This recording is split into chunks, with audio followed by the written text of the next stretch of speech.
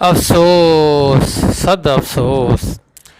एक तरफ़ महांगाई, बे पासे बेरोज़गारी ऐं बदअमनी, त वरी मथां क़बाइली ऐं ज़ाती झेड़नि इंसान खे त असली भञी भोरा करे छॾियो आहे। अल्लाहु अकबर।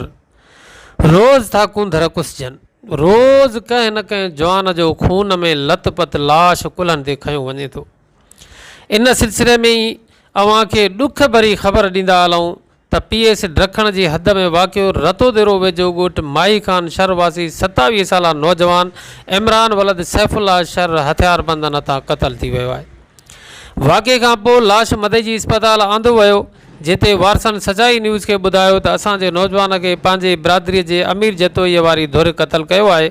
ज़राए खां मालूम थियो आहे त ॿिन्ही धुरनि में ज़ाती मसइलनि ते को पुराणो तकरार हलंदड़ आहे, जंहिंमें ॿिन्ही धुरनि जो हिकु पहिरियां बि नौजवान क़तल थियल आहे। वधीक मक़तूल धुर जे वारसनि सचाई न्यूज़ खे ॿुधायो बलोच कांटे ते उतां जहिड़ो शुरू थियो आहे।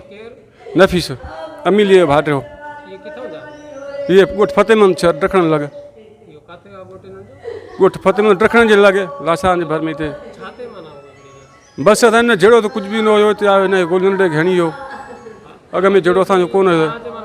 हा असां नंढे खणी वियो। हा हा हिकिड़ो थियो। हा हा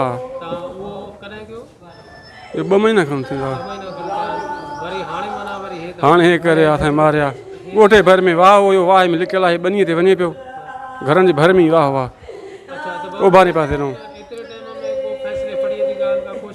चए पियो कंदुमि, असांजा चङा मुड़ुस 2-3 माण्हू खणी वियसि, नटाए पियो, चए पियो हीअ तारीख़ थो ॾियां, हीअ थो ॾियां, सम्झी, माना तय तारीख़ न पियो करे।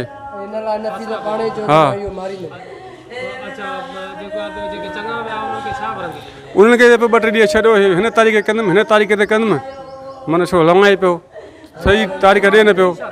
हा सर ॿुधायोमांव सर इन ते ई रिंदू असां गॾु हुयो, बलोच कांडे असां नंढे खे गोलियूं हणी वियो, जहिड़ो उतां शुरू थियो उहो त उनखे ख़बर, असांखे ख़बर, असां जोड़ो ई अॻ में न हुयुसि, कुझु बि न अॻ में न हुयुसि।